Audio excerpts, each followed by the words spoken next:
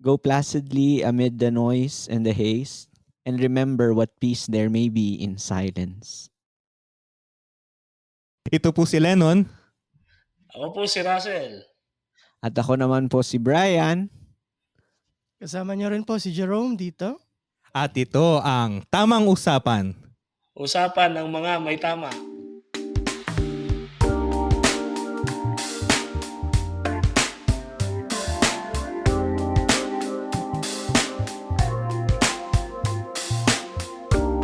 Ayan, welcome people of the earth sa ating podcast. Yan. Sel, kamusta Sel? Welcome mga people of the internet and mapalad tayo ngayon. Ano? Before natin i-introduce, sorry po muna, medyo siguro late itong podcast natin yan. Na busy kami talaga ni Russell this week. Oo nga. Grabing trabaho. Ako rin may trabaho tapos may bumisita rin sa akin. In fact, mayroon tayong bagong subscriber kasi sinabi ko sa kanya yung ating podcast. Siguro kung nakikinig siya si Joyce, kaklase ka siya ng college kaya So, sana if may time ka, sinabihan ko na siya, in-invite ko siya na mag-guest din natin eh. So, yon. May guest tayo ngayon, may bisita tayo ngayon, Sel. Oo nga, sana ma-regular din. Oo nga eh. Mga mga Romano. Masaya kami na meron tayong kasamang kakwentuhan ngayon sa podcast na to. Non, please do the honors naman kasi syempre. Kayong tatlo nandyan eh. Parang ako yung nasa abroad eh. Napaka-international ng ating podcast. So, sige. Sa episode natin yan, dalawa silang nandito pero ang i-interviewin natin ngayon, parang part 1 to eh, ay isa tapos yung susunod na episode ay yung isa naman, no? So, papakilala ko lang sila sa pangalan tapos sila nang bahalang mag-introduce sa sarili na maikli lang para makapagpunta na tayo dun sa interview, no? Okay, ayos. Sige.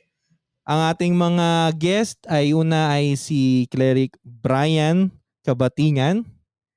Yan. Hello Go, Bri. po, hello po sa inyo sa lahat po ng mga tagapakinig ng channel na ito.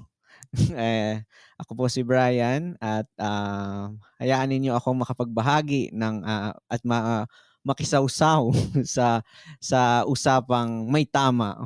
Yan. Ang bang natin, lagay natin na na adjective. The love expert. Yan. Relationship expert. Tapos, ang pangalawa natin, para dun sa ating mga mental health mga problems. Wow, 'di ba? Si Nong Jerome Ipulong. So Nong, ikaw. Magandang araw po, magandang gabi, magandang hapon, saan man kayo panig ng mundo. Ako po si Jerome at kinagagala ko po maparito at makibahagi sa inyo ng kung ano-ano mang mga may tamang ating pag-uusapan. O, di ba? Mga para silang pang radyo talaga. Grabe, no? Parang nahiya ako dun sa sa barubal kasi ako. Nahiya ako sa kapormalan natin. yung sa recording kasi noon taga-sulat lang naman ako. Oo. Ngayon nagkaroon ng opportunity dahil sa invitation ni Lennon. Opportunity na ako naman yung mare-record eh. Yan. Ano pa itong mga ito, virgin na virgin pa. Anyway, simula na ako. Anyways, speaking of our topic, hindi pala yun ang topic, sorry. So ngayon, Sel, ay lang tayo talaga. We are on the, interviewers lang talaga, no? Oo, siyempre. Dialogues of the heart. So ano bang natin? Anong magandang pag-usapan natin? Sa tingin ko, everything that happens to us, diba sinasabi nila, may reason daw for everything. Oh. And parang nagiging eternal dispute tuloy ng mga taong walang magawa kundi mag-isip lang ng mag-isip. Kung lahat may reason, even the most awful of experiences, is it destiny? Are we predestined to are we just simply determined to let life unfold for us? Parang Sabi nga ni William James yung ano tawag kay ano yung ano ni William James, determinism, 'di ba?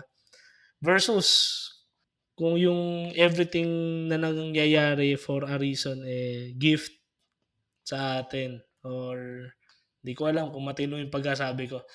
Pero, pero yun ang ano, na Naintindihan yun na parang yan. yun yung sa tingin ko isa sa mga confusions and laman ng mga deepest reflections ng bawat tao kapag tapos na ang bawat tugtog, kapag tapos na ang bawat trabaho, kapag naiyak na ang dapat iiyak, kapag naitawa na ang dapat itawan. Pag tayong-tayo na lang, no? Sinasabi nung yung founder nila nila Lennon, ni Brian at ni Jerome, yung kapag pagpasok mo ng kwarto ay ikaw ay nakahubad na lang sa harapan ng iyong Diyos, no? Sabi ni Father Alberione. Kapag lahat nagawa at nasabi at naisip na, tayo ba ay narito dahil nakatakda lang mangyari sa atin ang mangyayari sa atin o yung bawat pangyayari biyaya na binibigay sa atin ng providence na tinatawag. Sige, kayo ang kayo ang experts diyan. Pero natutuwa lang ako, naisip natin 'yan dahil providential din na napabisita sa Espanya yung dalawa nating kaibigang clerics galing sa Rome, and hindi ko lang maiwasang masariwa yung time na nagpunta ako sa St. Paul Seminary Foundation way back 2013 yata yun. Everything was just so bleak and confusing sa akin. Tapos inimbitahan ako ni Lennon mag-search in. Tapos parang Philocom day nyo rin yun yung culmination nun. I Doon ko think na so. nakilala si Brian. Oo. Parang si yan. Parang si Mother Gabriel, Teresa. si Gabriel Posente yan. Nakaitim lagi. Tapos naka-polo palagi. Tapos si Lennon naman Yung wala gago. ko pinagbago. Ayun. Lahat providence kasi nasa Spain ka na noon, tapos nasa Roma kayo. 'Di ba? Sinong magi-imagine noong 2013? Oof. 'Di ba?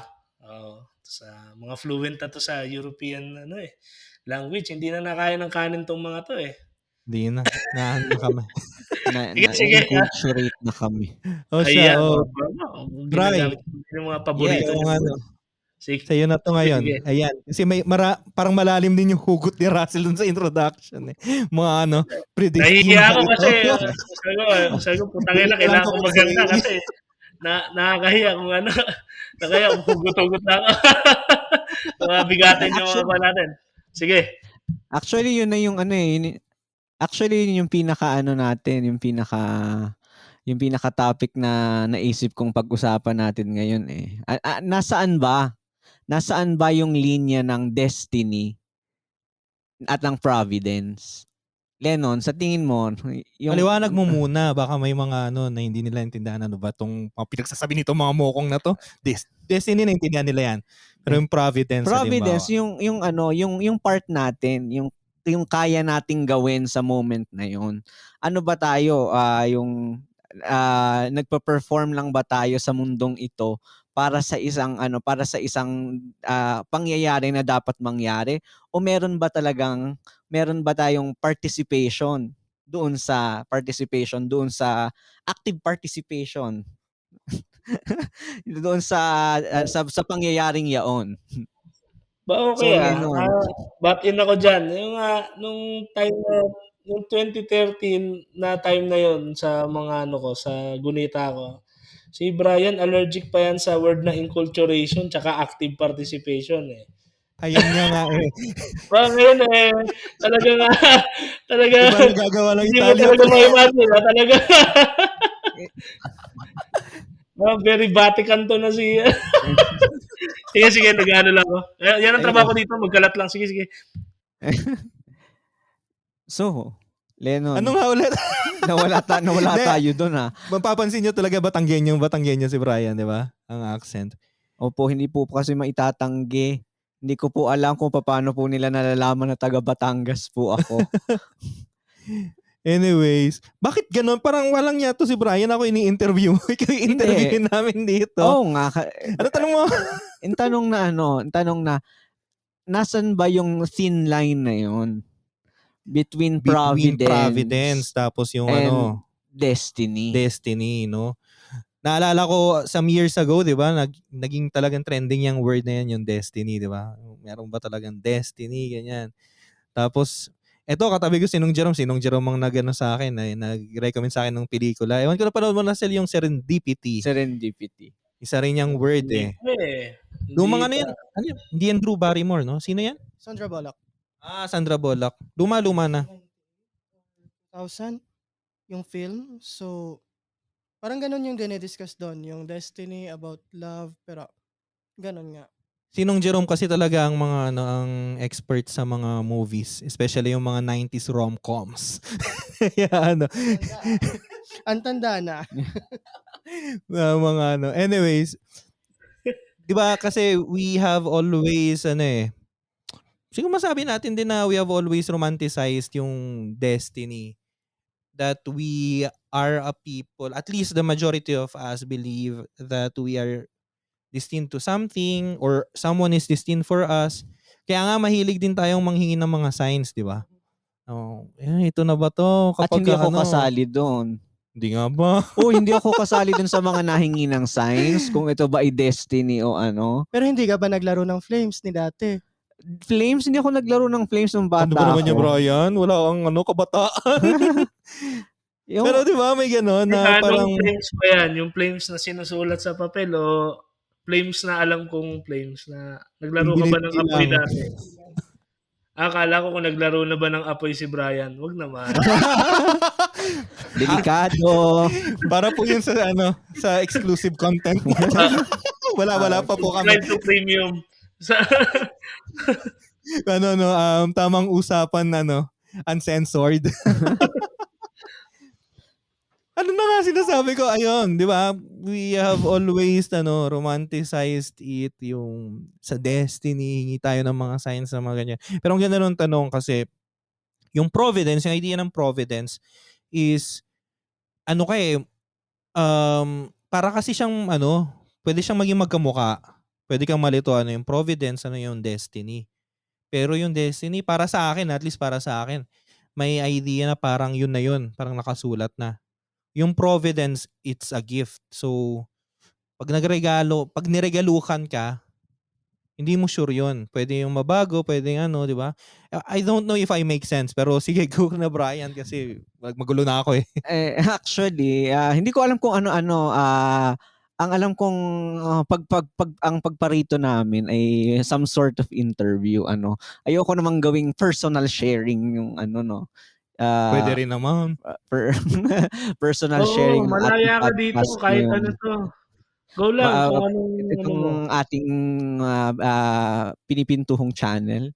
So, sa tingin ko kasi talaga, yun nga, may thin line between destiny and providence, no? Ang example ko kasing gagamitin, ewan ko kung kung mag-a-agree kayo. Nung bata ako, in-enroll ako sa piano school. Tapos in-enroll ako sa piano school.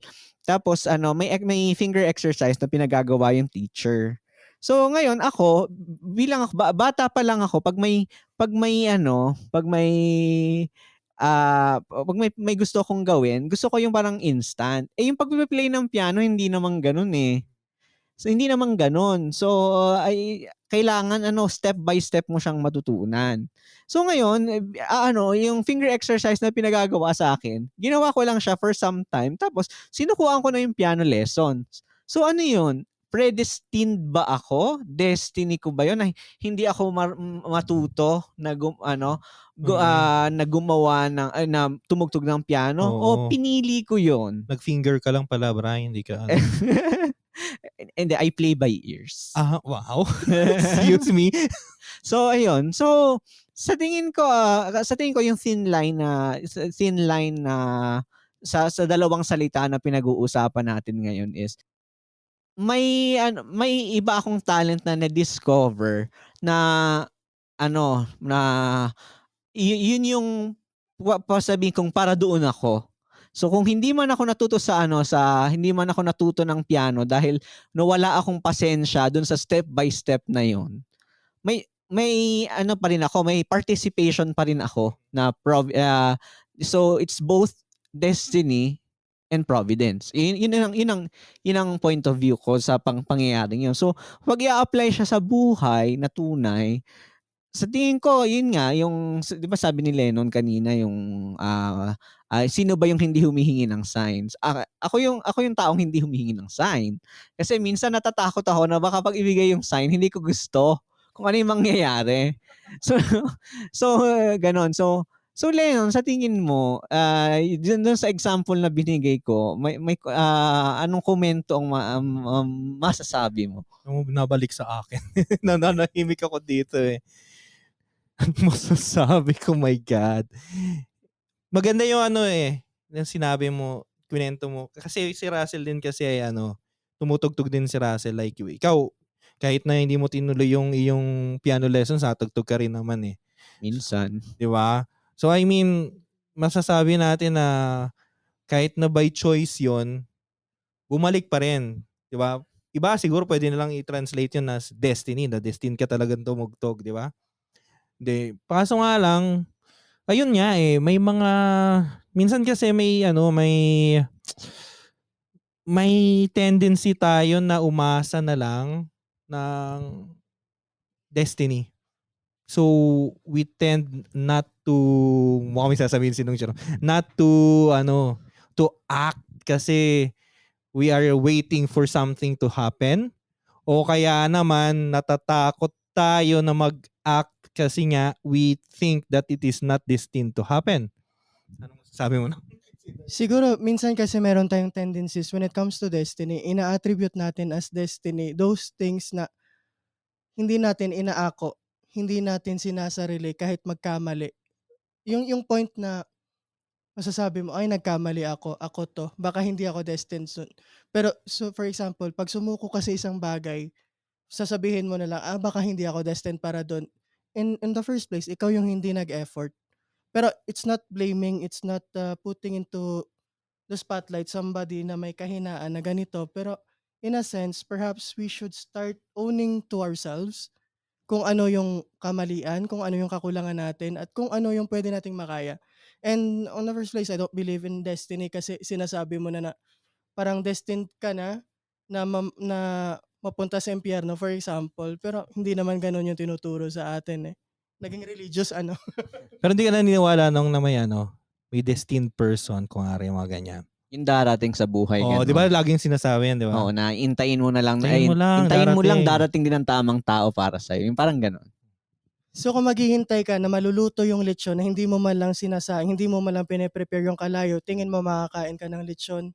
So it boils down na kailangan mo mag-prepare, kailangan mong gawin yung kailangan mong gawin. In a sense, I believe that would be quote-unquote what we say destiny kasi nag-effort ka rin eh. Hinanap mo siya. Kahit naman sinabi mong destined kayong dalawa, wala ka namang ginawa, naghintay ka lang na mahulog yung mangga, so walang sense pa rin. Di ba? So kailangan may effort pa rin. Nalala ko yung isang libro kong yung isa kong librong nabasa regarding sa ewan ko ano bang topic noon nung librong yun. Naniniwala daw siya sa active waiting. So it's not about na darating na lang bigla. Kailangan habang naghihintay ka, naghahanap ka rin. Yon. So nahanap mo na ba? Ang alin? Ang hinihintay. Ayun. So let's not go into that. No? So ayun, Lennon. Di ba balik ko, ikaw rin tatanungin ko, tinanong sinong Jerome naniniwala ka, Bri, na yun yung mga destined person, yung o do you believe na mas as providence lang itong mga ito? I mean, mali yung mali yung parang inferior eh. Pero I mean, na hindi talaga siya fixed. na it's a gift, parang ganon. Ewan ko kung paano ka-explain. Ikaw, Ay, gets mo na yan. nagigets ko naman. Sa tingin ko yung pagdating ng mga tao sa buhay natin. Yun nga, yung kanina, actually, yung capsule ng pinag-uusapan natin, nasabi na ni Russell sa introduction eh. At salamat Yun. po sa pakikinig po ninyo. Muli po ako po si Russell. So tapos na po ang ating podcast para sa araw na ito. Yun po kasi yung nag-encapsulate dun eh. Yung sabi niya na, ano ba yun? Yung yung tipong in-encapsulate pero hindi naalala. No? Walang iya. Na-encapsulate mo na kanina so hindi ko maalala. Dami mo raw kasing hugot, Sel. Hindi, sige, dugtungan ko yung sinabi ni Brian tsaka ni Brother Jerome. Yung una, yung lechon lang kasi naalala ko kasi lechon talaga. Pag may mga keywords yan eh, mga trigger words ko yan eh. Mga trigger words. Tamang tao, leche. Pero si Nong Jerome ay ano bang ni Jerome? Anong problema? Ilonggo Sa ka ba? problema, marami. Ilonggo ba si Jerome? Ilonggo, di ba? Hindi balata, nilonggo ako.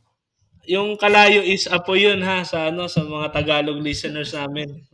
Pag hinanda yung kalayo is apoy. Baka Kalayo ba nasabi ko? Oo, kalayo yung nasabi mo kanina. Pag marami ka na alam na lengguwahe, minsan naghalo-halo na hindi mo na alam. Oo, totoo. Ayun nga, apoy. Ayun. Yung sa lechon, hindi naman pwedeng maghintay ka na makakain ng masarap na lechon without doing anything. No? You have to purchase the meat, you have to really make the preparations. So, ang sinasabi ni Brian na active waiting. No? You don't just passively wait. Yung ko dyan, hugot ko dyan, ako I would like to believe na yung life natin is 99% waiting. Tapos 1% lang yung action. Like this very moment, no, na you're just waiting for me to finish bago ka ulit magsalita. Ganun din 'yan. Parang we almost wait for almost everything during our lives. So, you wait for your solemn profession. You wait for your ordination. Mas dark nga yung hugot nito actually kasi Heideggerian, di ba? You will just wait for our imminent death. Eh. Pero pinaganda ko lang ng konti. Pero yun ang point, no? May gawin ka o wala, may mga ultimate na bagay na darating. Pero what constitutes, what measures whether or not the life we have led is somewhat fulfilled or meaningful yung ginawa natin while on the process of waiting. So, yes, may active waiting, may passive waiting. Meron din proactive waiting. Mm-hmm. No? Yung active waiting is yung talagang you almost did everything. Tapos, you're expecting results based you are just expecting the outcomes of your actions or your plans. Pero yung proactive ay talagang you deliberately do everything for something to happen. Magkaiba din kasi yun eh. For example, it's not enough to be in the seminary for you to become priests. No? Active waiting yun. You enter the seminary. Eventually, you will become a priest. Pero, you do everything in your capacity in order to become that priest that you desire and you think that God is calling you to become. You will do everything. You'll follow your horarium. Siyempre, hindi ka tatakas sa gabi kasi Eskinita, malayo yung tindahan dyan sa Silang eh. Kasi madilim pa Eskinita, may aso pa dun sa dulo. Pero itong mga to, they manage na makatakas eh. Hindi ko alam yung magic nito. Hindi kami yun. Ay, di ba kayo? Sila pala yun? Ay, sorry. Tutut. Baka nakikinig sila. The joke lang. Hindi, kumbaga, you'll do everything, no, sa kakayahan mo. I think that's proactive waiting. Bakit ganun tayo? Kasi siyempre, upon realizing na everything is just so limited, yun nga yun, we either fall into the despair na, ay, lahat pala yan lang din. Kahit ano palang pagsusumikap ko, yun din pala outcome. Either that or yung isa, nga no, everything happens for a reason. May mga times kasi na ginawa na natin ng lahat, no? Pero sabi nga, yung mga paborito nating coinage hindi para sa akin, hindi binigay sa akin, Yan. di ba? Pero minsan, sa tingin ko, yung isang pang-ano ko rin dito, baka naman yung destiny kasi na sinasabi nila yun kanina, yung niro-romanticize natin, parang ina-idealize natin na yung destiny is makuha mo yung gusto mo. Like yung gusto mong klase ng tao, gusto mong klase ng buhay. Hindi yun yung destiny siguro. Ultimate desire natin, hindi siya tantamount sa kapag nakuha natin ultimate desire natin, hindi siya tantamount dun sa tinatawag na destiny. Yung destiny siguro talaga is may hint na rin yan ng providence. Kasi ginawa mo ang lahat ng gusto mong gawin at dapat mong gawin, tapos nakamtan mo yung hindi yung gusto mo, yung kailangan mo. So minsan kahit hindi ang dumating sa iyo hindi yung buhay o yung bagay na hinahangad mo, but along your journey ma-realize mo na hindi ko nakuha yung gusto ko pero dumating naman sa akin yung kailangan ko. I think that's what makes it meaningful, no? And yung labas ng mga bagay na yon, doon tayo nagkaka-despair, doon tayo nagkaka-depression kasi may tendencies din tayo to really attempt controlling almost everything, even yung labas sa control natin. Bawa, ako, papanot na ako. Gusto kong palaguin yung buhok ko. Kung yung genetic makeup ko talagang destined, quote and quote, maging bald man by tangina, wala By pa akong design. 30, alis na ako di ba? Mga gano'ng bagay, tas pipilitin mo, tas lalo lang mauubos, lalo ka lang mapo-frustrate, or pilitin mong matuto ng mga bagay just to fit in, tapos hindi rin worth it. Ayun, ang dami kong sinabi, hindi ko alam kung may sense yun. Dugtungan nyo na lang. Actually, ayun yung yun po yung encapsulation na sinasabi ko kanina. So, Yun yun pala. po yun. So muli po, nandito na lang po ulit kami sa... Muli po kami po. Pero maganda yun, Braya. Paano yun kapag di ba, minsan mayroon yung parang feeling mo lahat kontra. Parang ito na perfect na, pero parang lahat kontra. Kunwari, sige, para mas madaling maintindihan ng madlang people, ng mga tao, di ba, na kunwari, you fall in love with someone, di ba? Okay lahat, perfect, parang perfect time, perfect person, although wala naman talagang perfect, pero parang perfect lahat. Kaso nga lang, ayun, ang daming kontra, parang, anong sabihin natin, maraming, hindi pwede, parang ganon. Di ko na, ipa-particularize kasi, marami mo naman makakaintindi kahit na hindi particular. Yung sinabi ni Russell kanina na yung cliche yun no? 'Di ba? Yung cliche na sasabihin na everything happens for a reason. Minsan ewan ko I will answer vaguely pero siguro nga Lennon, marami namang makakaintindi even if I answer the question vaguely. Yung ginawa mo naman yung lahat. Ayan. Yan, ginawa mo yung lahat ng makakaya mo, lahat ng alam mo na na effort na kailangan mong i-exert para sa bagay na yon. Pero tawag dito, hindi yung result na gusto mo yung lumabas. So sa tingin ko sa tingin ko yung sabi yung sa tanong mo Lennon na paano kung kontra lahat? Siguro after kasi after pa nung after mong give up dun sa kasi nabigay mo na lahat ng effort mo no. Tapos magi-give up ka na. After mong mag-give up, dun mo makikita yung yung sense. Aha. Yun Doon mo makikita yung kung bakit ba talaga nangyari yun. At para saan ba yung pangyayaring yun. That moment is destined to be that way. That way.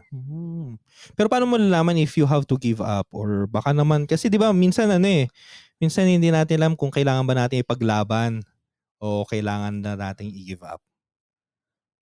Siguro siguro kapag lahat ng effort na ibigay mo na.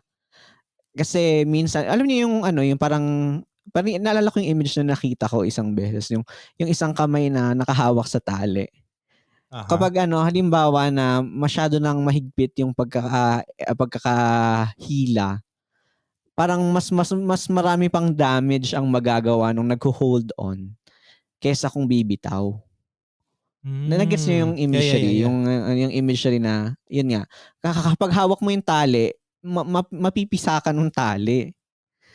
Pero pag nag-give up ka, oo, masakit kasi nga nasugatan ka na nung tali, pero mas less yung damage na makukuha.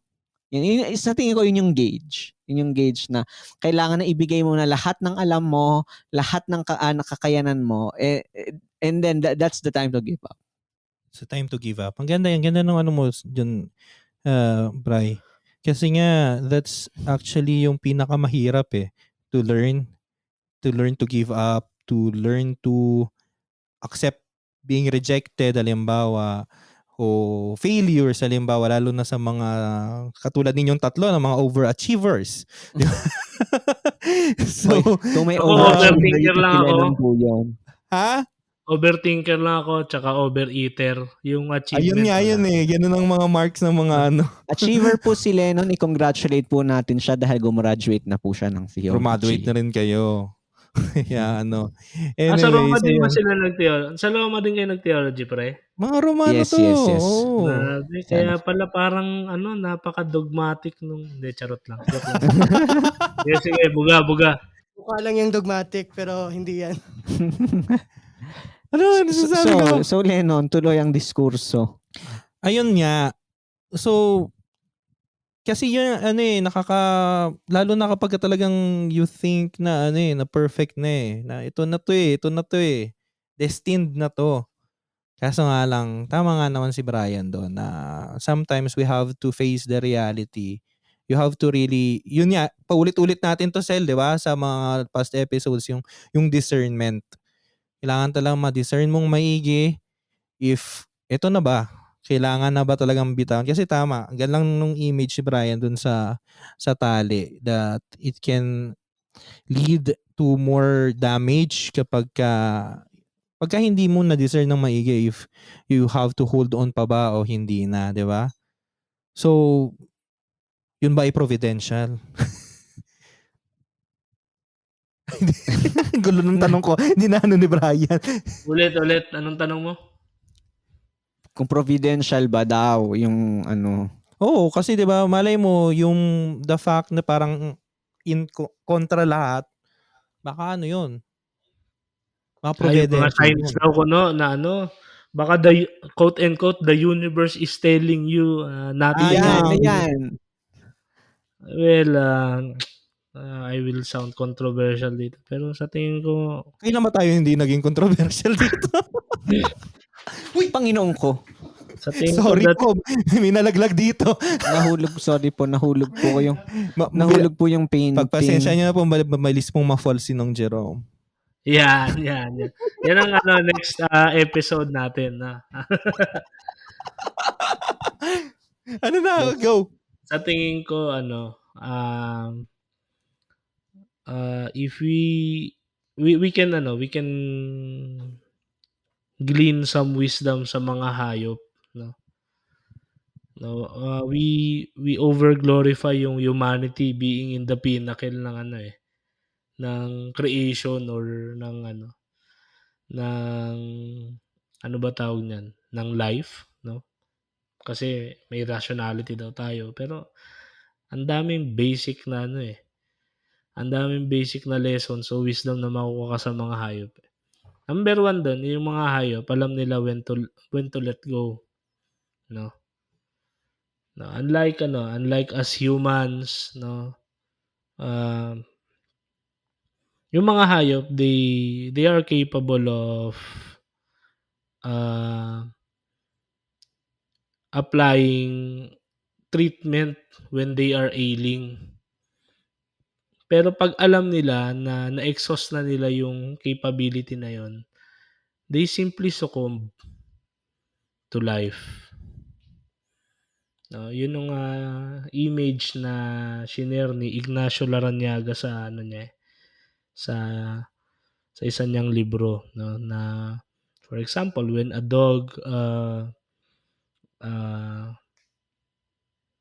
incurs ba yun? Magkaroon siya ng malubhang sakit tapos, ah, patuloy lang existence niya until the time na hindi na kaya ng katawan niya, the dog simply succumbs to death, being a natural part of what we call as life. Pero tayo, we given our complex nature, we really engage with so many things and most of them are actually internal battles. Hindi siya I mean konti lang, treatment, going here and there, eating this, eating that, doing this exercise. Most of them hindi nag-o-occupy ng oras natin. Ang pinaka nag-o-occupy ng oras natin is yung internal battles, yung stresses na ini-impose natin sa sarili natin, 'no? And yung keyword dito is yung resistance. While, yun actually yun yung yun siguro yung pinaka-trademark ng humanity. We have the capacity to resist, 'no? Ito po ay hindi panawagan ng aktivismo pero hindi don't get me wrong. Ang sinasabi ko lang, may nakikita na natin mismo yung nangyayari. Our life is just before us. Pero we resist, 'no? Kapag hindi favorable sa atin, 'pag hindi natin quote unquote destiny yung isang bagay, we resist kasi we want something to happen other than what is really going on.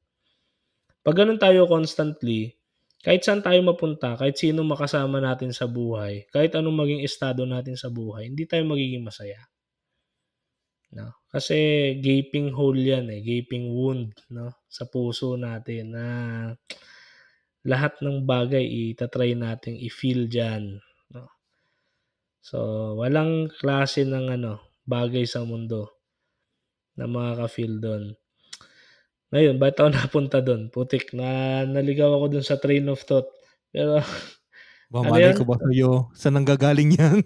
kasi may mga ayun nga kasi sabi niyo nga, bakit anong ano bang dapat isipin o ano bang maaari nating isipin o damahin kapag feeling natin kahit gaano tayo ka-sincere ma-attain o ma-experience ang isang bagay, makasama ang isang tao o magkaroon ng gano'ng klase ng estado ng buhay, parang kalaban natin yung mundo. May rejection at ang isang masakit diyan kasi na hindi madaling tanggapin, yung mga pagkakataon na yun nga, very sincere ka sa buhay mo, tapos magsa-suffer ka dahil sa kamalian, kasalanan, kapabayaan ng ibang tao. Yung injustices, 'di ba? O yung paborito ni Lennon na vicissitudes of life. 'Yan. Sa tingin ko, in analogy nga do'n sa shinare ko kay Larrañaga, the moment we begin to learn na dahan-dahan kahit papaano, dahan-dahan let go yung control. 'Yan, gumagaan yung biyahe. Na minsan 'di ba may mga images 'yan yung, hila ka ng hila nung tali tapos hanggang magsugat-sugat na yung kamay mo. Pero the wounds will not heal kapag, unless 'no, unless, you begin to let go of holding on too much. Minsan ito applicable kasi baka sabihin niyo very theoretical lang. Kahit mga religious. Maraming mga religious, po-profess ng vows. Ngayon dahil takot sila sa mundo,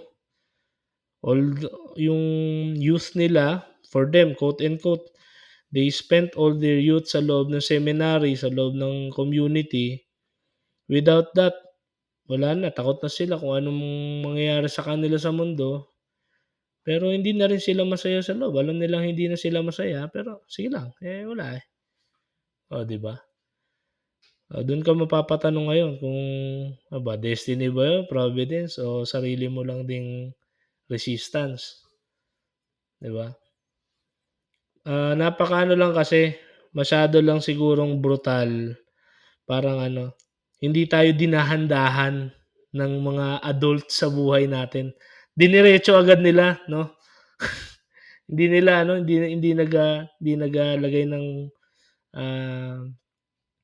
lubricant na hindi nila pinadulas Lubricant ko pa lang kaya masakit kasi dinerecho. Masakit, oo. Na ang buhay ay madalas unfair at saka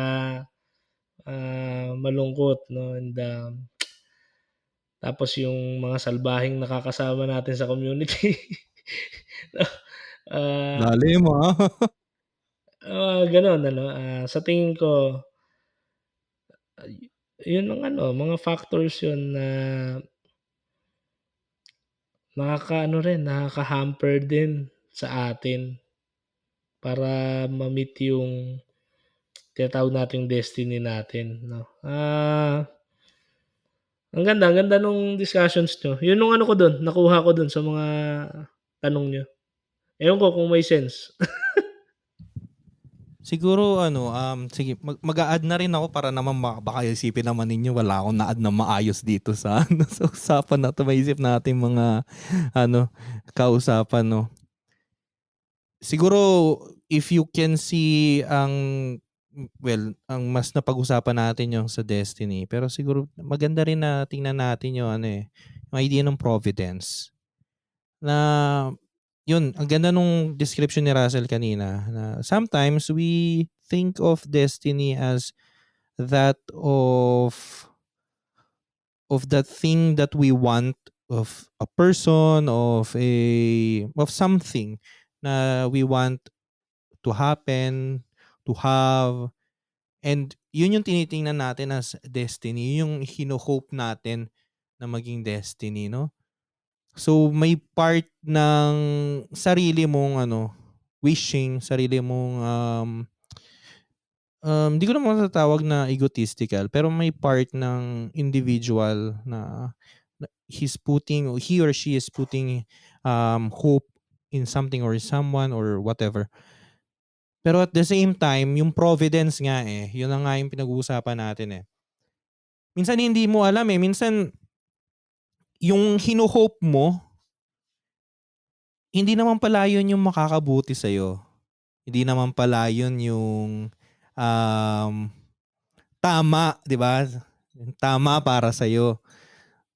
Lagi tayo nag-hope. Naalala ko nung panahon ng na merong pang Aldab, di ba? Sa sa TV sa Itbulaga noon. Naantay natin palagi yung tamang panahon na sinasabi, di ba? Gantay lang daw ng tamang panahon. But sometimes, hindi lang yung panahon yung dapat maging tama May tamang tao, may tamang bagay. And I think yung tamang yun yung providence. Providence for me is a gift from the divine. And as a gift, wala kang control doon. But as a gift, the giver knows what is best to give you. No? Hindi siya hindi siya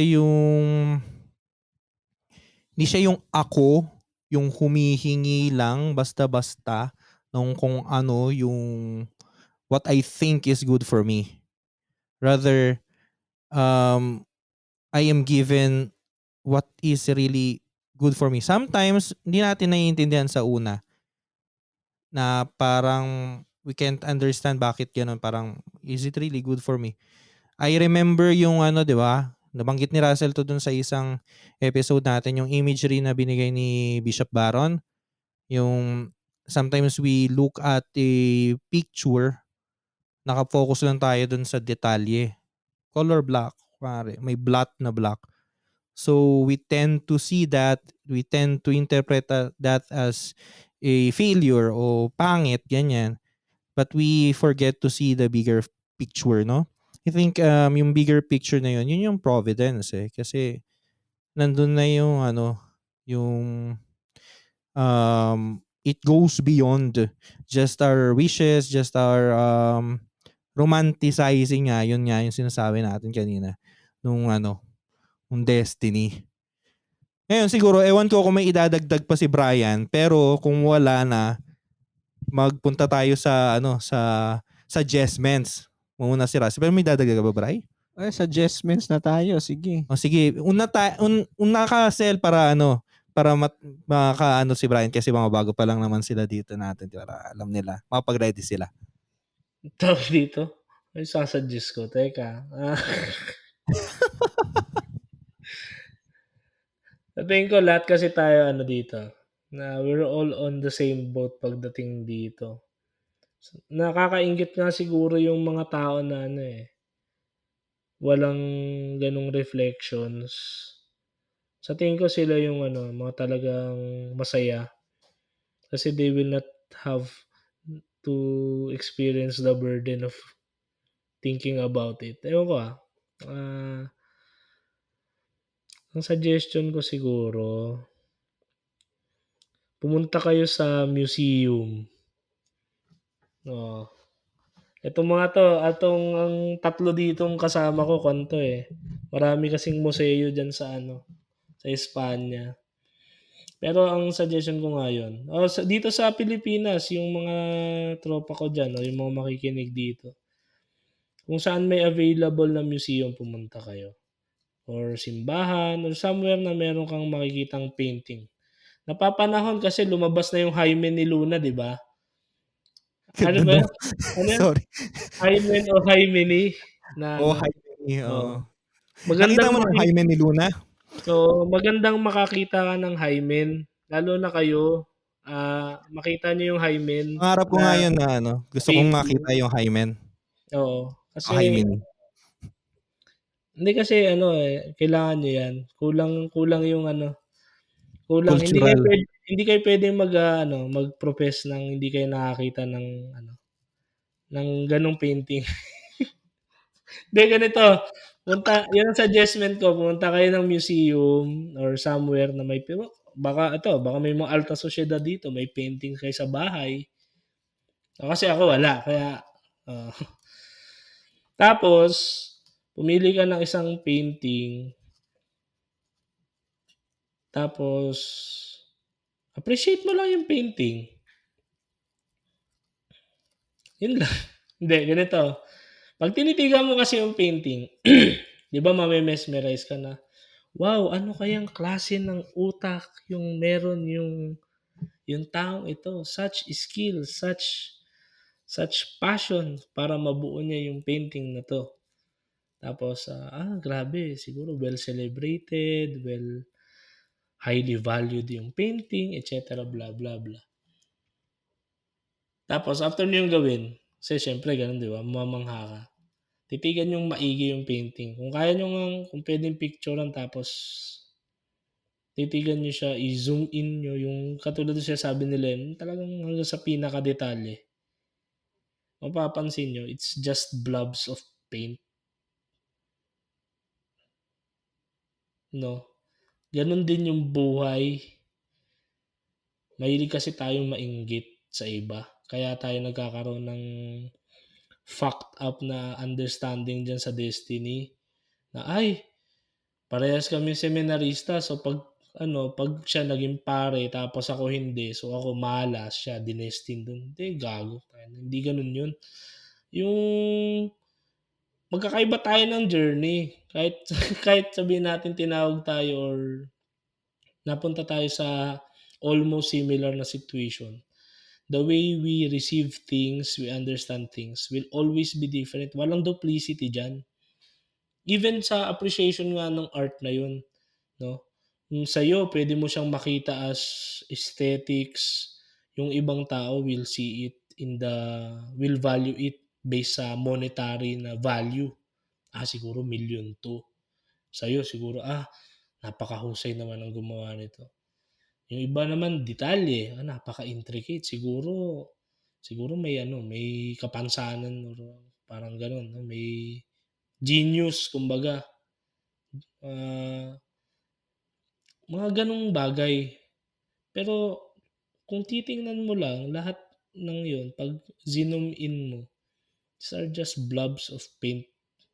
And kung titingnan natin yung isusumahin natin siya sa buhay, ganun yun yung daily experiences natin. Minsan dull, minsan inspired tayo,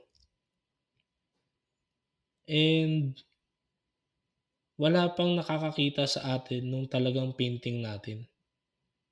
Yung may likha lang, yung master artist lang.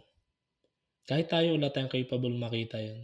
So, hindi natin alam kung yung mess ba natin, if we find our life as messy or everything is just so dark, and baka yun yung accent ng painting na ginagawa niya. Pero nevertheless, dahil nga na-assure naman tayo, unang libro pa lang ng Biblia, sinabi naman sa atin na lahat ng masterpieces niya ay mabuti at maganda. So we can take comfort sa fact na yun, sa truth na yun, na kahit kahit abstract yung itsura natin, may value siya na beyond pera, beyond fame. And let's just embrace yung blobs of paint. Araw-araw na crisis, yung kung merong depressed dito na nakikinig, yung depression, just embrace it. I mean, don't force yourself to heal. Don't force yourself to be okay by pretending that you are. I mean, yun lang point ko dito, there is no destiny. If there is, everything is destiny. Kasi kung nasan ka ngayon, nasan ako ngayon, dito ako nakatakda. We are here because we are meant to be here. No? Kung bunga ba yun ng mga pagkakamali o pagkakatama natin, it matters less. Pero we are where we are supposed to be right now. And gaya na sabi ko dun sa previous na episodes, and sabi lang din ng professor namin, lost can be a place too. So kung yung painting mo sa color palette parang may off na accent dun, it's just meant to be there. After all, very limited ang human understanding and acceptance. Napaka-frail lang natin, and we are just so limited na we only appreciated Van Gogh. Wala na siya sa mundo. No? Kung ganun ka-limited, bakit natin i-waste yung time natin pleasing other people? We should just live our lives. No? And it's the greatest healing and the greatest revenge, no? To find healing and to find your way through all these vicissitudes nga, ika nga, no? Yung kahit as long as buhay tayo. Kung sanay tayo dati na nilalangoyan natin malinis na tubig ilog, napunta tayo sa marshland, as long as buhay tayo at nakakagalaw, sige lang. No? Kahit may mga unwanted o undesirable na changes o mga dumadating na tao o bagay o sitwasyon, sige lang. Galaw lang, di ba? Pupunta ka rin sa better na lugar, malamang. No. Tangina, yan ang ayoko, kaya ayoko nauna sa suggestions eh. Sige, okay na ako. Ayan na. Bri. Ibibigay ko kay Brian yung aking suggestment slot. Kasi hirap naman, dami ninyo masyadong suggestions. Go, Bri. Kung magbibigay ako ng suggestion na practical is yung ang ganda nung sabi ni Russell na yung why waste our time pleasing other people. Ang naisip ko naman, let us spend our time not to please other people, but to be the good that happens to people. Make sense, no? Yung halimbawa, ito pinaka-halimbawang lagi kong ginagamit. Hindi, yung bakit daw alam niyo ba yung kung bakit maliit daw yung butas ng salamin ng mga registrar? Mas maganda pag maliit eh. Nabahan ako doon. Sige, tuloy. Bakit daw? Kasi kaya daw maliit yung yung butas doon sa opisina ng registrar para hindi mo daw masakal yung nandun sa kabila. Kasi 'di ba sa mga opisina ng gobyerno normally ganun din. Yung maliliit yung mga butas ng mga salamin kasi yung yung parang pag nakikipag-transact ka, yung parang nabili na nila yung buong pagkatao mo. Ano yun? Ang ganda-ganda ng morning, ang ganda-ganda ng pasok mo. Good morning po. Ano yun? Yung ganun yung bungad sa'yo. Hindi ka man lang binati ng pabalik. Kaya sa tingin ko, yung kung nasaan ka man ngayon, or kung ano yung work na ginagawa mo ngayon, yung dignified work na ginagawa mo ngayon, gawin mo siya ng mabuti gawin mo siya ng mabuti, tapos yung mga simpleng bagay na pwede mong i-express para ma-alleviate yung ibang tao na nasa paligid mo, yun yung change na magagawa mo sa mundo. Halimbawa, ang naisip ko kasi yung halimbawa sa grocery, yung pag pupunta ka, yung cashier doon, libong mukha na yung nakita noon. Pero kung halimbawa ikaw yung bago ka pa makarating doon ay nakangiti ka na at binati mo siya ng good morning and or masabi mo, you have done a good job, have a nice day. It can change the mood, his or her mood for that day, and that is the good that you have done doon sa mundong ginagalawan mo, and that's the difference that you can make. Yon. Thank you, Bri. Ayan. Thank you sa ating mga guests ngayon. Sa susunod na episode, kay Sinong Jerome naman po ang makakasama natin. May mga gusto ka bang palang bago kami mag-end? Sel? Nag-paint si Jerome kaya kaya yun yung PC, nagpe-paint eh. Kaya yun ang suggestment ko. Wala. Sorry, wala tayong video kaya hindi nila nakikita. So, mainggit kayo, audio listeners. May mga gusto bang batiin, Bri, para bago tayo mag-conclude? Pumalay ko sa'yo. Mga gusto mong o message o kung ano man. So, sa greetings, let's una muna to my Italian friends. Prima di tutto, sono contento di essere qua con i miei amici. Sono contento perché è la prima volta che io posso fare una cosa simile a questo. E ringrazio, voglio, come si dice in italiano questo tipo di pubblicità, questo tipo di pubblicità per i miei amici. And for my Filipino friends, makinig po kayo sa Usapang May Tama at dahil makabuluhan sa aking experience, makabuluhan ang kanilang mga pinag-uusapan sa segment na ito. Yun lamang po. Sabi naman ng Jerome, showbiz na. Ganun talaga pag artista ka. Diba? Sabi niya sa Italian, masaya raw siya. Yun lang yun. Yun po yung translation. So, ayun. Sel. Nakatapos na naman tayo. Oo nga. Busy. Salamat kay Brian for enriching this discussion with his sharings and insights. Sana maulit pa. Oo nga, sana maulit, Bri. Amen. Sana maulit. Looking forward to it. Ayan, thank you. Para meron na tayong resident lab expert. Kasi ako resident analyst lang ako Ako na yung taga-angal ba? Ako resident, Resident Evil. Resident Evil. Pero may mga resident tayo, consultants na tayo dito, mga Oo, stakeholders. di ba? Papaunti-unti. Dati, nag-umpisa lang tayo sa producer, tapos meron na tayong mga resident, Chuchu, di Resident ba? academician yan si Lennon. Si resident artist na natin si Brother Jerome siguro. Oo nga.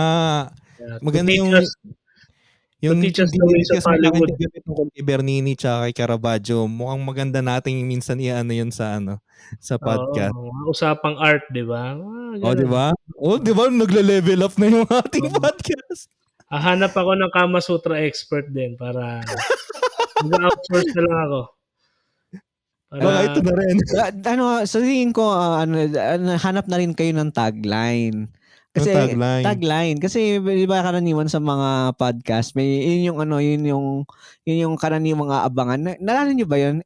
Naalala niyo ba yung hindi yun talagang hindi na censor ng MTRCB kahit ganun yung kanilang ginawa sa Bubble Gang, yung para po sa mga nanay na maraming utang, ito po ang pautang ina, yung ganun, para catchy Pwede 'di ba? Para sa mga nanay na mahilig sa sport, ito po ang hiking ina, yung mga ganun. Tayo po ang tama din So wala na akong creative juices eh. Wala na, pigang-pigana. Pigang-pigana. Ano nga to? Wala na Outlet na namin nga rin to ni Lennon. Actually, itong kausap ko nga isang araw nga yung kaibigan ko, yung kaklase ko na bumisita, sabi ko, itong outlet na itong podcast na to, yung outlet natin ng ating mga yung side natin na academician, repressed. Hindi, yung passion natin to teach, di ba? To share our knowledge, to share our voices, kahit na ganito yung mga bosses namin. So, ayun sintonado. Kahit nagsasalita, sintonado lang din, Putik. Hindi, pero maganda po ang bosses ni Russell. Kaya Anyways, yun, kung nandito pa po kayo sa point na ito ng usapan, ibig sabihin talaga tunay namin kayong kaibigan at natiis ninyo ang aming mga bosses. Maraming salamat ulit sa pagsama. Salamat sa ating mga guests. Sana maulit, sabi nga ni Russell. Next episode po, si Jerome naman ang ating main na i-interviewin, kahit na nandayan itong si Brian, tayong ini-interview. And makabawi din tayo kay Brian. Mabawi rin. Don't forget po to rate us saan man pong platform kayo nakikinig, in your platform of choice. And please follow us on our socials, sa Facebook, Tamang Usapan, Usapang May Tama, sa Instagram, Tamang Usapan Podcast, and visit na rin po yung ating website. Meron po tayo diyang mga blogs, meron po tayong mga articles dyan. Ewan ko kung invite ko si Brian tsaka si Jerome, baka meron silang mga natatagong mga reflections na kahit yung mga Italian, i-translate lang natin sa English para pwede natin ding ilagay dun sa ating blog, no? So that is www.tamangusapannpodcast.wixsite.com/TUUMT. Yan po. Russell? Pagod ako doon. Ang dami ko ng exposure. Sige, nahulog yung ko phone. Nahulog. Mabilis din pong ma-fall si Russell. Totoo yan. Actually, biglang nagkwento. Bangan sa ibang episodes. Ayun, salamat din. Salamat po sa inyong patuloy na pagsama, and special thanks sa ating mga guests. I'm just so happy na meron tayong mga bagong usapan. And ayun, sa susunod na episode muli, thank you, and asahan namin ang inyong patuloy na pagsuporta. Kaya hanggang dito na lamang muna kami. Ako po si Russell. Ako naman po si Lennon. Ako po si Brian. At ito po ang Usapang May Tama. Tamang Usapan. Baliktad na! Bye-bye! Thank you! Thank you! Ayos.